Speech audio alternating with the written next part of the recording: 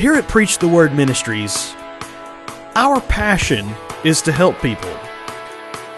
Our weekly devotion is all about life. It's about love, insight, faith, and encouragement. We want to share the love of God. We want to offer insight into circumstances, strengthen your faith, and encourage you in your everyday walk. Now here's another Life Series Weekly with Evangelist McClure. Hey friends, today I want to talk to you about doing time on the back of the desert. Exodus chapter 3 records a time in the life of Moses when he was tending the flock of Jethro, his father-in-law, the priest of Midian. He led the flock to the back of the desert, and he came to Horeb, which was the mountain of God. Now we know that desert to be a lonely, deserted place, and Horeb was a place that meant desolate or parched because of drought. And Midian was a place that meant brawling, contention, or strife. There are times, I think, in all of our lives when we feel like we've come to this place.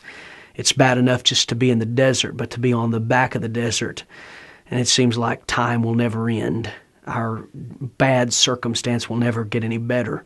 But Moses spent 40 years of his life on the back of the desert as a shepherd, which was poor employment for someone like Moses. So 40 years he was there, living below his pay grade. But it was in that place on the back of the desert, where God revealed his purpose for Moses' life. The Bible says that the angel of the Lord appeared to him there in Horeb, in that desert. The angel of the Lord appeared to him in a flame of fire from the midst of a bush. Remember that? Moses looked, and behold, the bush was burning with fire, but the bush wasn't consumed. And when the Lord saw that Moses was coming near, God called to him from the midst of the bush and said, "Moses, Moses." And Moses said, "Here I am." This was his response when God began to call him. Whenever the Lord begins to speak to you on your time or in your time on the back of the desert, your response has to be, you have to watch it carefully. Why? Because your revelation will be directly connected to your response. And so Moses responded, "Here I am, Lord. Here I am." Now comes his revelation. The Lord said to him, "Do not draw near. Take your sandals off your feet, for the place where you stand is holy ground." Moreover, the Lord said to him, "I am the God of your father, the God of Abraham, the God of Isaac, and the God of Jacob."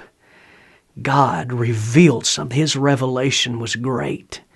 God revealed to him something here. Let me point out three things that I believe that the Lord revealed to Moses during his time on the back of the desert. God said, "I am the God of Abraham." In Genesis chapter 22, we look into the life of Abraham in one instance where he is challenged to take his son to offer him as a sacrifice to God.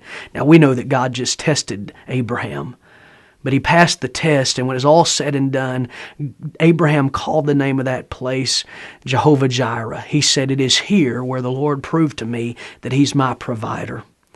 And this is what God was showing Moses, that in his purpose, in his plan for Moses' life, he would prove to be the God of Abraham, the God of provision. God will supply Moses every need. God will supply it. Now he said, "I'm the God of Isaac."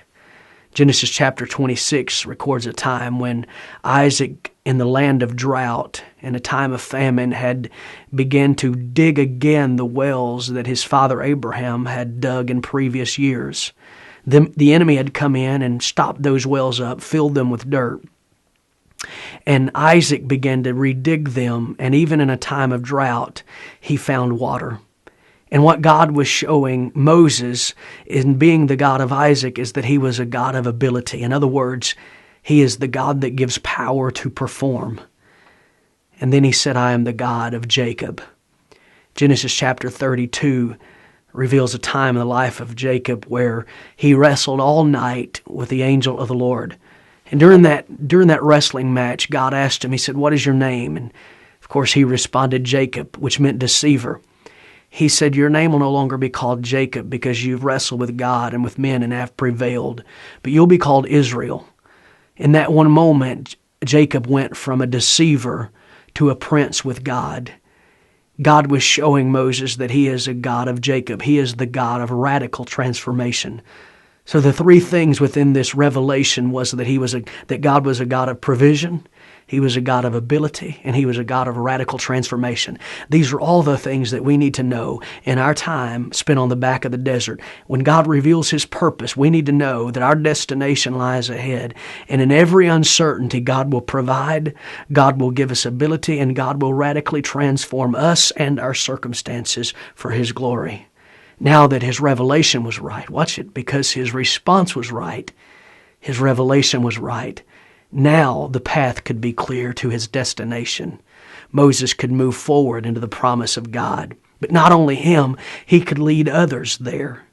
All because he spent time on the back of the desert. It's easy to despise these times of contention and strife and loneliness and you feeling deserted. It's easy to despise those times, but you can't, because God's going to bring something radical for His glory out of those times. But not only for you, but for others. Moses led millions of people toward the promised land. And this is what God can do through your time on the back of the desert. He can do it through you, and He can do it for others, because you stayed there and you focused on Him. What's your response? If it'll be like Moses, here I am, your revelation will show you that that path to your destination is clear through God who never fails you. If you enjoyed today's video, we invite you to comment, rate, and subscribe for instant updates on new editions of the Life Series Weekly Video Devotion. Check out our Facebook page, Preach the Word Ministries. Just click on the link in the description below. It'll take you right there. You can also follow Aaron M. McClure on Twitter. Blessings to you, friends, from Preach the Word Ministries.